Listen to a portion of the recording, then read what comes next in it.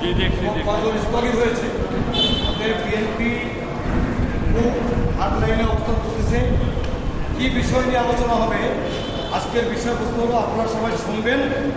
আমার মহানগরীর এই চোরের দিন পুরাণ আমাদের সকলেরই অত্যন্ত আপনজন দৃষ্টিভাবে আছেন, উনি বক্তব্য রাখবেন এবং মহানগরীর সদস্যরা বক্তব্য রাখবেন, আর সাজু ভাই বক্তব্য রাখবেন। আপনারা বক্তব্যগুলো শুনবেন, শুনে এই বক্তব্যটা কীভাবে বাস্তবায়ন করবেন সেইটা আপনাদের মাথায় রাখতে হবে।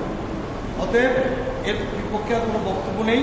আপনারা একদম এইভাবে যেভাবে এখন আছেন একদম সাইলেন্টলি বক্তব্য শুনবেন। দল অত্যন্ত কঠোর এবং কঠিন সিদ্ধান্তের মধ্যে দিয়ে আমাদেরকে যেতে হবে, কারণ আমরা সবাই গাছপালা দিয়ে মনে করছি দল ক্ষমতা এসে গেছে, কিন্তু ভাইরা অনেক কঠিন সময় পার করছে, চিন্তাই করতে পারবেন না। যারা 5 বছর পরে এখন অবস্থার মধ্যে হাস হারাচ্ছেন, দল ক্ষমতায় অটোমেটিক্যালি চলে আসবে। আপনারা যে কি যদি আল্লাহ না করুন একটু ওষুধ খান, আপনারা বেশি কঠিন এবং কঠোর অবস্থার মধ্যে করবেন, কারণ আপনারা এখন সবাই কাছে নেতা প্রকাশিত হয়েছে, আপনাদেরকে সবাই চেনে।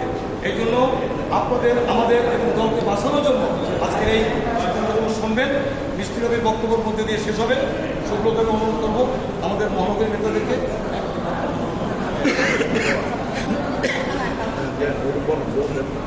শুনবে কেন ঠিক আছে ভাবে কথা বলছে ভালো। থানার সভাপতি মানে আহ্বান শুধু বক্তব্য রাখবে।